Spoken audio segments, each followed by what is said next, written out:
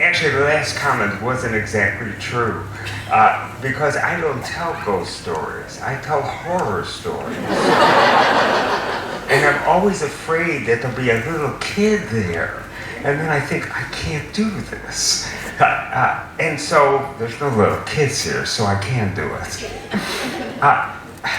I'm going to tell you several stories. And if I'm going to do a horror story, who better to start with than Poe? And Poe lived here for a year. He wrote the Goldbug here. He actually wrote two other stories. I can't remember the names. But I'm going to start the program with a story. If you've read Poe, you've probably read this. It's The Telltale Heart. And let's see if I could bring it to life for you.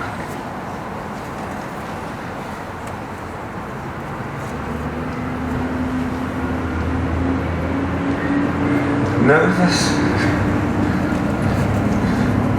I was. I am. But mad?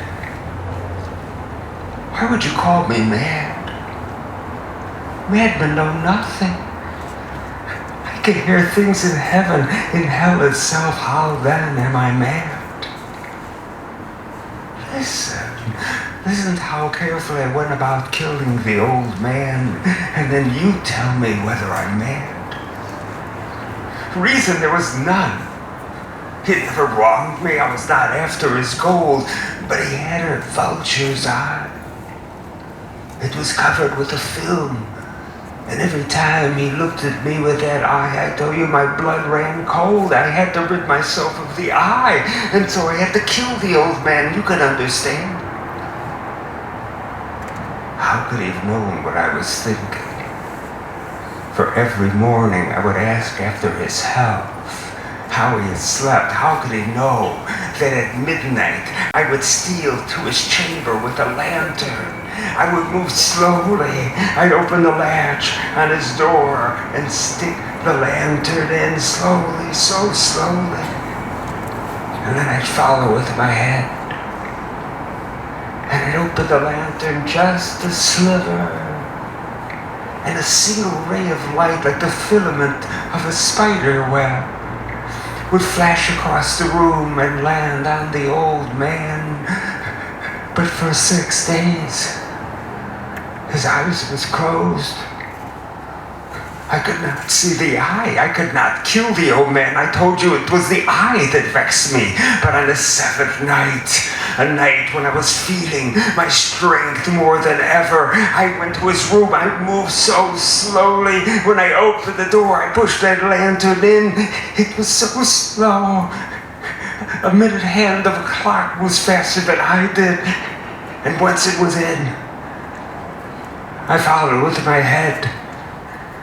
And I went to open the lantern and my thumb slipped. There was a sound.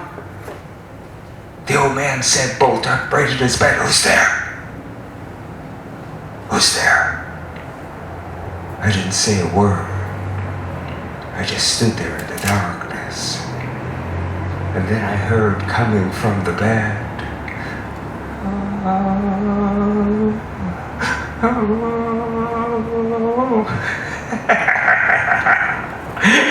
he was moaning in terror. I know what he was feeling. I have moaned the same moan. He was trying to convince himself that the sound he heard was a mouse on the floor, a branch hitting the roof, but he knew in his heart that death had entered that chamber.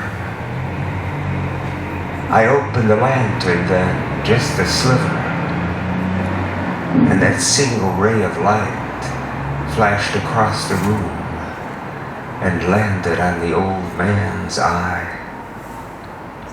A new sound then. The sound that a clock might make enveloped in cotton. It was his heart. His heart was beating so loudly I could hear it. It was like a drumbeat driving a soldier on, but I did not move. I scarcely breathed. I just stood there. But the heartbeat got louder. And louder. I've told you, I'm nervous. I thought they would hear it on the street. I would lose my chance. And so I ripped the lantern open and I leaped across the room and I smothered the old man.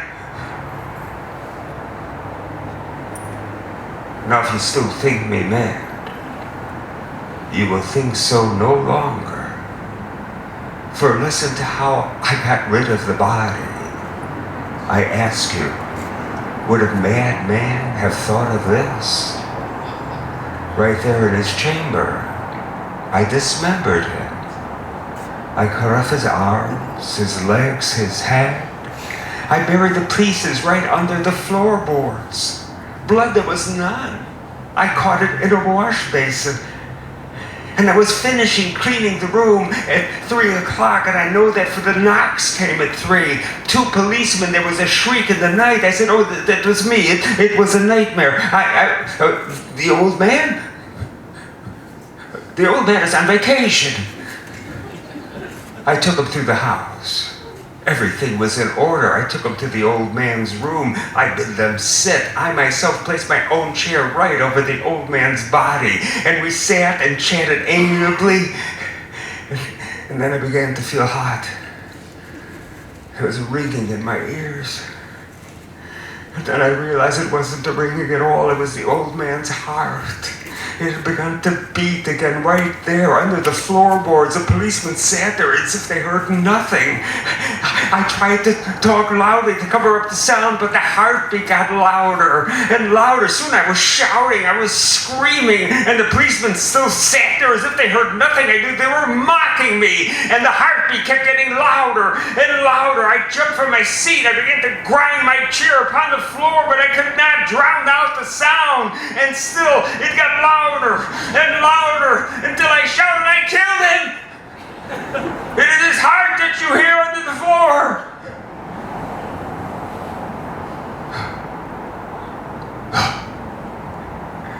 I'm sorry. I'm nervous, I told you. But now that you've heard my story, mad?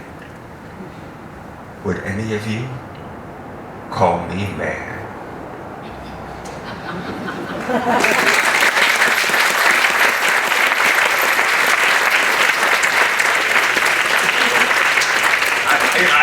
I love Poe. A lot of them begin the same way. Some guy very calmly trying to explain himself. And by the end, you know he's mad as a hatter. I'll tell you how powerful that story is. Once I was asked to do a Halloween show on Halloween at a junior high. I drive down there, I get in the neighborhood, and it's a tough neighborhood. I could see it, a real tough neighborhood. I go into school, the principal says to me, I think this is a mistake. She said, this is my first year here, and they haven't had assembly here in 3 years because the kids are so bad. And you're the last thing before an all-school picnic. And actually, I thought, perfect. They're expecting nothing. They actually had a room set up. If some kid was acting up, they'd pull him out and take him out and throw him into prison.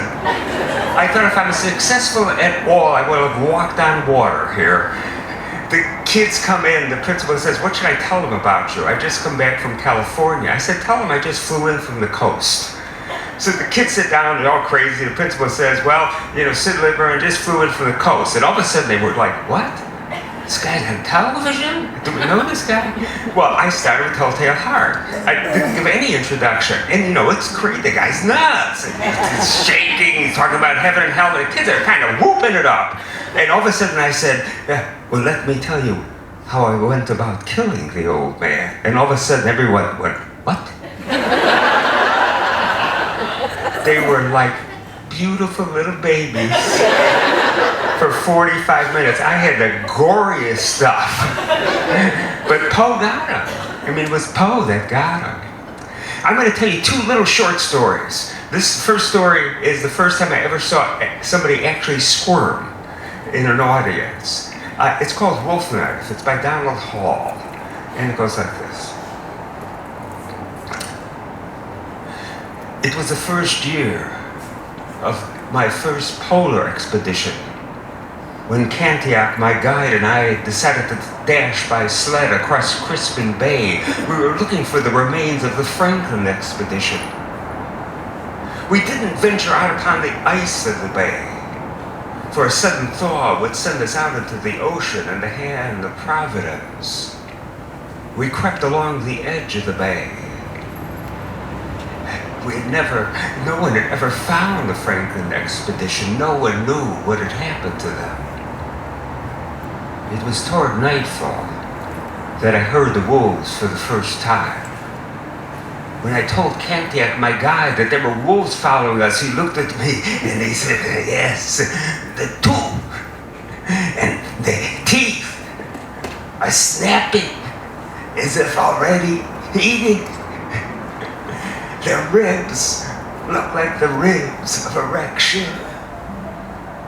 Toward nightfall, we camped among the ice hummocks, the small ice rocks, and when we stopped, the wolves stopped too, just at the edge of our light. I raised my rifle, hoping to kill the first as he came at us and scare the second. I only had one shot left. Cantac had ignored them, but when he saw me raise my rifle, he knocked it into the air. He said, no, they're most hungry. Most hungry. He walked to his pack. He pulled out 2 knives, turnocks the Inuits call them, and he sharpened those knives until they were sharp as razors, and then he walked by me and stabbed our youngest dog, who had yelped and howled all day long. When he walked by me again, with the knives dripping with our dog's blood, he said, most hungry. They are most hungry. I thought he'd gone mad, stalked by wolves there among the ice hummocks. He walked to the edge of our camp and he put the knives into the snow handles down so the blades were above the snow and the dog's blood dripped upon the snow. No sooner did they leave than the gray shapes of the wolves materialized. They rushed to the knives and they began to ravenously lick the dog's blood. But as they did that, the knives so sliced their tongues that their own blood began to replenish the dog's blood. And still they licked and Cantiac laughed and held his sides, laughing until one by one they fell into snow, black with their blood. And then Cantiac retrieved the knives and hacked meat from the thigh of the larger, for we too were most hungry.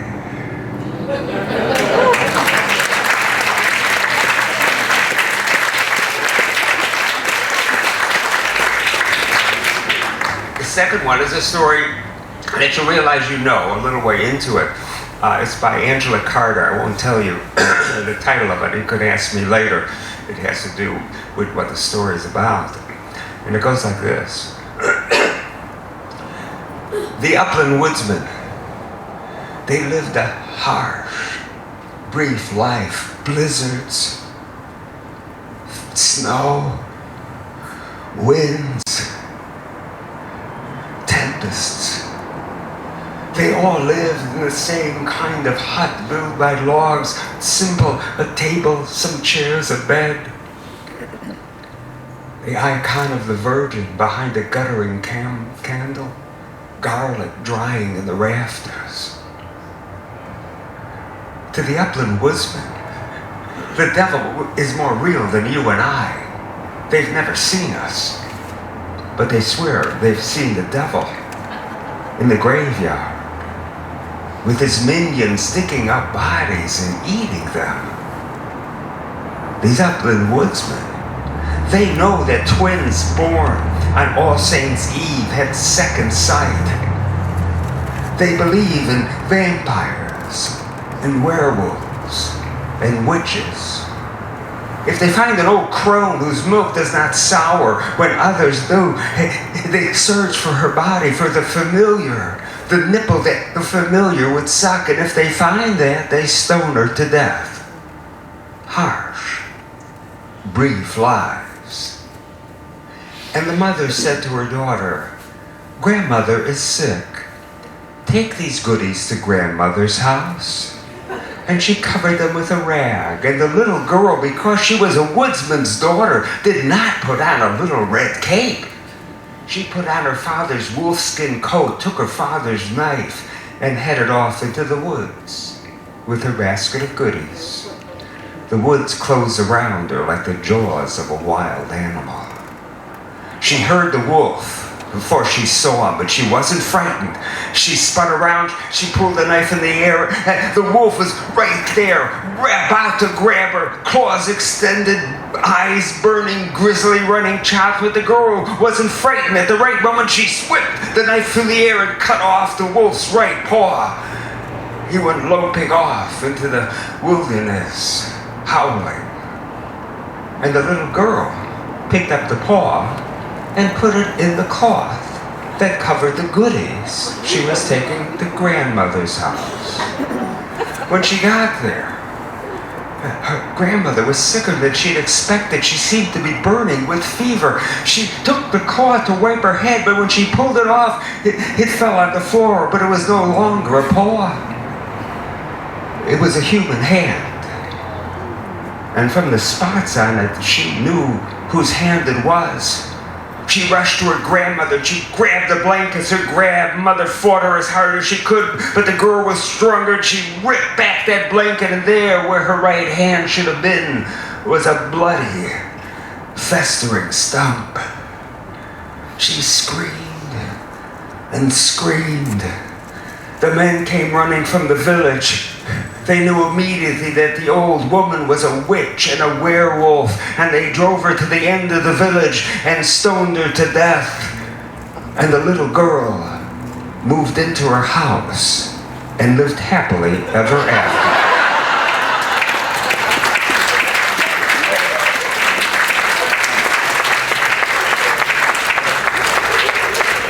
Angela Carter, she turns these old fairy tales into things that are either like horrible or erotic. I started with Paul, I'm going to end with Paul. Telltale Heart, when I learned it, I thought, this is really creepy. And then I learned the Cask of Amontillado. And I thought, oh, this is creepier. And then I learned the Pit and the Pendulum. And that's the creepiest. And that's what I'm going to tell you. I was sick unto death from the long agony. And so when they finally bid me sit before the judges of the Inquisition, I lost my senses when I heard death. That death was my senses. It was the last word I heard distinctly, and yet their lips kept moving. These monks had thin, white lips, grotesquely white. I could see them writhe. I could see them make the syllables of my name, but I heard nothing. There were 7 white candles in front of me. They looked like angels come to save me. But then I must have swooned. For when I came to, the judges were gone. The candles had burned out. I only have half memories after that. 4 tall men picking me up and bearing me down, down, down, relentlessly down, until all was dampness, flatness, and madness. I found myself on my back on a stone floor. My hand was stretched out. I could feel how slimy and cold it was. I did not open my eyes. I was terrified, not by something I would see, but that I would see nothing at all. But I could stand it only for a bit. And finally I opened my eyes, and my fears were confirmed. It was utterly black, eternally black. I thought they have put me in a tomb. They are going to let me die here, buried alive. I'd leap to my feet. I'd stretch my hands out. I could feel nothing anywhere around me. I was afraid to take a step. At least I came to the wall of the tomb. But finally I did. And then a second and a third. By the 7th step, I reached the wall. It felt like it was made of masonry. I reached up. I could not reach the top. I decided to walk the circumference of my dungeon. It was a cell, I was sure. I got halfway around. I slipped. I told you the floor was slimy. I was so exhausted, I just lay there. I fell asleep, and when I came to, there was bread and water. I thought at least they would not put me or not starve me to death. But I wondered what they would do. Death was my end. It would be a cruel death. I knew my judges, but I had no idea of what. When I finished the circuit, I judged the cell was maybe 50 yards around. I decided to cross the middle, and I'd taken, several steps, and again I slipped. I hit the ground hard, only strangely, from my chin up, my head was in air. There was a pit in the center of the cell. I reached in, I took a rock, and I dropped it. It reverberated off the walls for a minute, and then it hit water at the bottom. There was a splash. The splash echoed up, and suddenly there was a light above me. I went to look up, but it closed. I realized that's how they expected me to die. They thought I had fallen into the pit.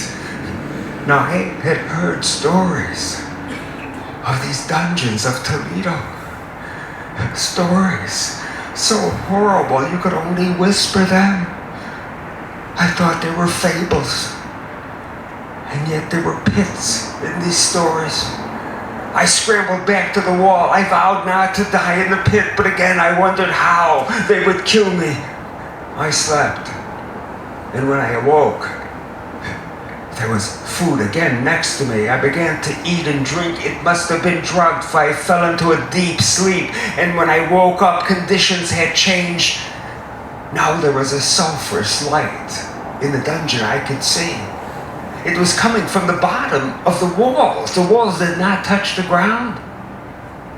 I was on a low bench, a wooden bench, tied around and around and around with a leather strap. The only things I could move were my head. I could lift it up, and my left arm from my elbow down. There was a bowl of food.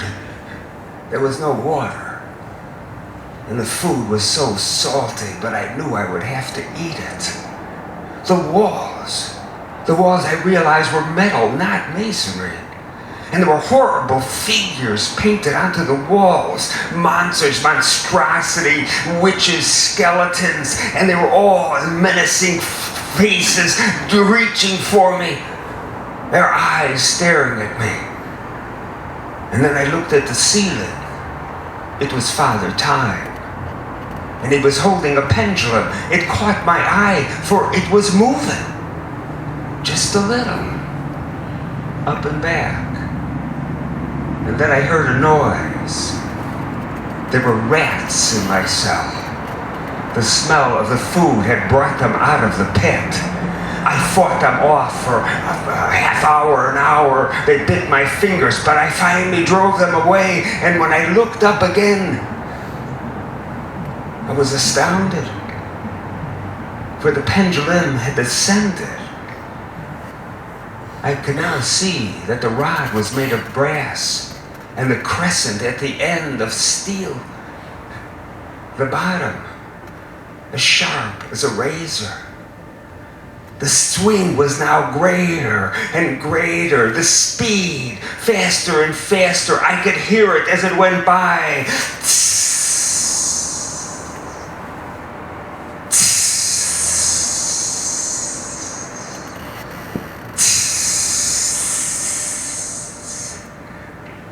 Boots it for me to tell you how long I watched that pendulum descend. Days. I'm not sure. It came down inch by inch, relentlessly down, down it came. It got so close I could smell metal, the metal of it. I began to go mad.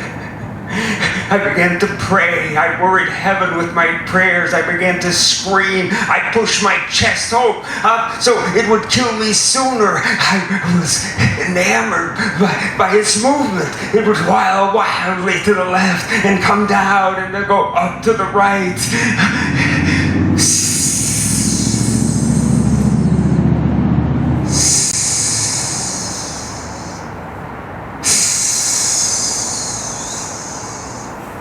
It dropped to 3 inches from my body. I had given up. I knew this was how they meant to kill me, have that pendulum slice right through my heart, for that was where it was positioned. But then I thought maybe they had made a mistake. Maybe it was sliced through the leather strap. If they cut at one point, it would come apart. I lifted my head up, but they had thought of that.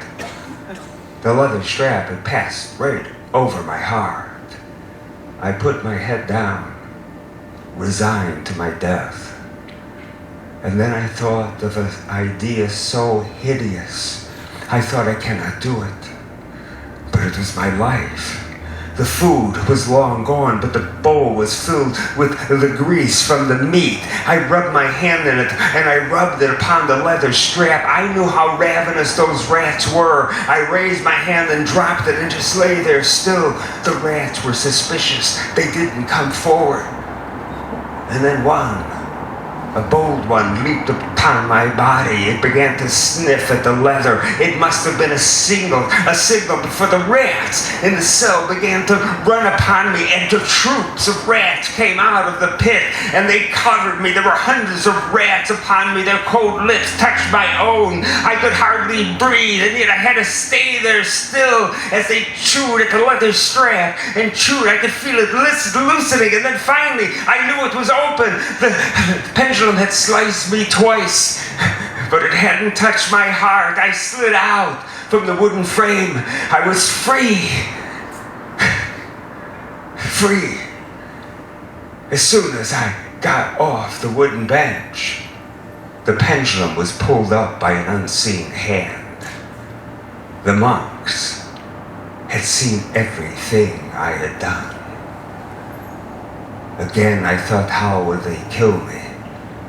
It didn't take long to know, for suddenly the walls began to get hot and hotter. The figures began to glow. Those eyes staring at me were glistening. And then a new change happened. 2 walls pushed in. The square became a rectangle, and then the other 2 pushed in, again a square, and again 2, and again 2. They were driving me toward the pit. I knew that's what they wanted. I had to move away. The heat was burning my flesh, but still they came. The space got smaller and smaller until finally I only had a toehold on the firm floor. I began to totter backwards. I gave one last scream of agony and began to fall into the pit, and the squealing rats below, and then suddenly a door opened over me and a hand reached down and grabbed me. I was saved. It was General Lasalle of the French army. They had taken Toledo. Saved? Poe wrote a happy ending? A happy ending to this story of all stories? A Hollywood ending. The cavalry arrived at the last minute. We had never heard of the French army in this story. They just appeared. I couldn't accept it. I was so upset. I began to read articles on the internet, to look at books. Why had they done that? And nothing pleased me. There was no answers. And then once, upon a midnight dreary, while I pondered weak and weary over many a curious and quaint volume of forgotten lore, suddenly there came a tapping, as of someone gently rapping on my chamber door. But this was no raven. This was an idea, tapping at my head, of how this story should have ended. And so, here is my ending to the pit and the pendulum. Finally, I had a toehold on the firm floor. I began to totter backwards. I gave one last scream of agony, and then suddenly a door opened above me, and a hand reached down and grabbed me. I was saved. Saved. I heard the rats below me. But why wasn't my savior pulling me out of the dungeon? I looked up. It was so bright I could not make out the face, and then I could see the monk's hood and the white, grotesquely white, thin lips staring down at me. And then 5 more faces filled the space, all of them with those white lips. And they all smiled a smile of satisfaction. And the monk holding me began to swing me as if I were a pendulum. Faster and faster, up and back, until finally he let me go. I hit the wall. I was knocked out. And when I came to, I was once again tied to a low wooden bench, wrapped with a leather strap. Again, there was food on my lap. The rats were already approaching me. I looked up, the pendulum already descending. Everything was as it had been. And I knew, as it would always be. I tell this story knowing that only the monks will hear it, the monks who see and know everything.